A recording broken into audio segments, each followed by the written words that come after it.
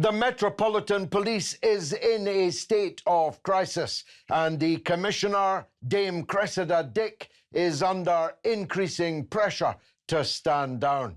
So far, the politicians are standing by her, although the bad news keeps on coming. Following the whole life term given to the atrocious murderer Wayne Couzens, the former parliamentary and diplomatic police officer for the horrific rape and murder of Sarah Everard, another officer from the same unit has now been charged with rape. The policeman's policeman is Norman Brennan. I always go to him when there's a police story, and I'm glad to be able to do so again now. Norman, welcome on board the Sputnik. Let me cut to the chase. Was Cressida Dick really the most accomplished police officer that London's finest could produce? Well, the Home Secretary and the Prime Minister and the Mayor of London thought so. And yeah, she's had some atrocious headlines. Some of it warranted, much of it not so. Also, the Metropolitan Police Federation are behind her, rank and file are behind her. So although she's getting a huge knock in the national media, frontline men and women and many others that actually employ her believe she is the right person for the job. And if she wasn't, in their eyes, I think she would have stepped down or they would have sacked her. How do you account for that? Because this seems to be parallel universe. Looking at it as a long-time resident of London, I've got to say that the situation on the streets of London, whether it's knife crime, gun crime, drug crime, police officer murdering someone, having produced their warrant card, London's bridges blocked by quinoa-munching middle-class climate protesters, and having to be removed by the public rather than the police. It just doesn't look good to me, Norman. It's dire. It's a crisis. I cannot deny that. I cannot deny also that a serving Metropolitan Police officer, yes, we all try to distance ourselves from him by using other words, that he's an ex-police officer. But the true fact is he was a serving police officer. It was a phenomenon. I've looked back in policing over 192 years, and the 2 or 3 million police officers that were actually employed as police officers, and the billions of interactions that we've had with the public, and it was a one-off. However, this one-off has come at a time when the public confidence in policing is the lowest. Victims don't see a police officer. They don't have their crime taken serious often. They don't make a statement. When a police officer turns up, they want to be reassured. They want someone to take their crime seriously because it's affected their lives. And if police officers don't turn up, they lose that interaction. It used to be called community policing. When you've lost community policing, you've lost the community. Even if police officers did turn up and we did our best and we were unable to arrest or convict anyone, at least the public knew that we were taking their crimes seriously and we would retain their support. When you don't see police officers and you lose that interaction with shopkeepers, victims of crime and people in the community, as I say, the worst thing that can happen to policing is to lose the community, because unless you've got the community with working with the police, what have you got? Neither of us are old men. We're not young, but we're not old. I remember a time, a Dixon of Dock Green time, when there were police stations everywhere. There were police boxes on the street. There were police walking around the beat. Police officers were figures of the acme of respectability and professionalism. One would never have dreamt of speaking back to a police officer. One felt that it was a police force. It doesn't feel that way now. It's not. Policing has become a business now. And you're right.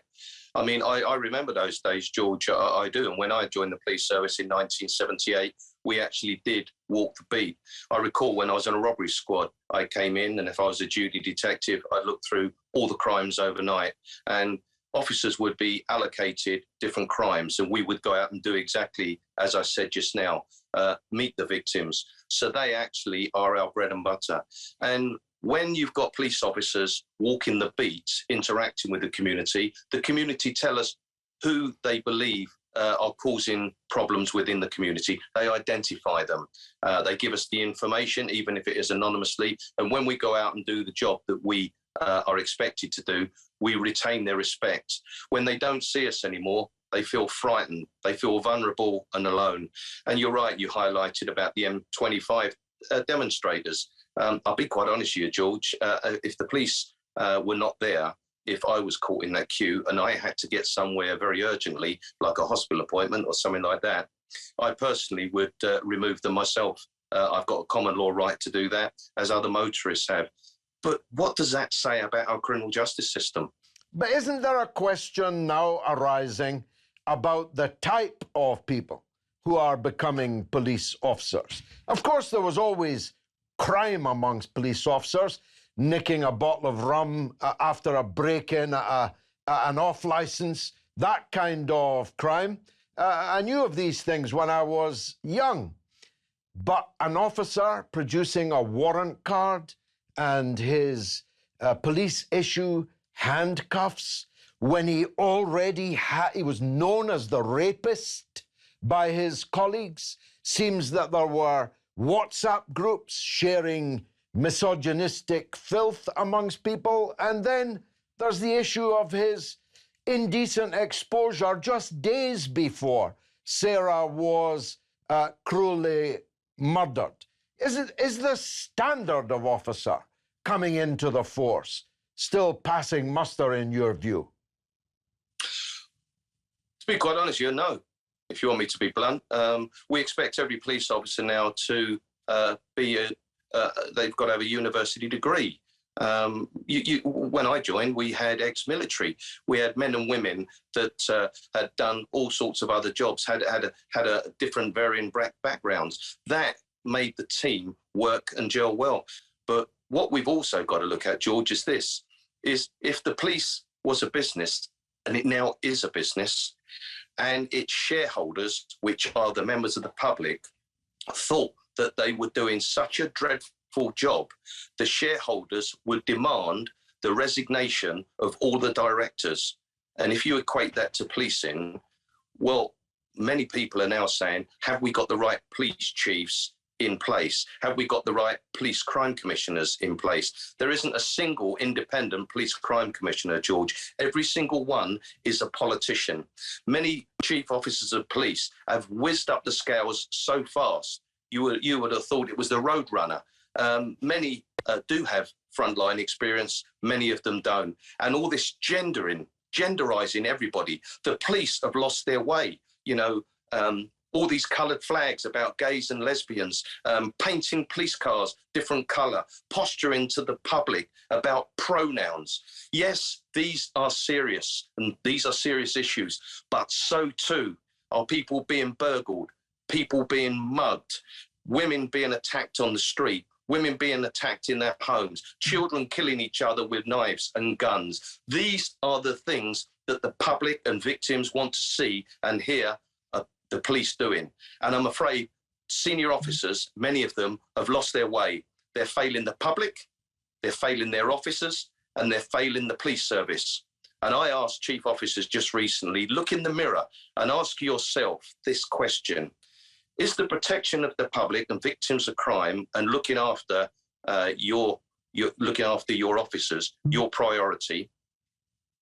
Or is your promotion more important than any of that?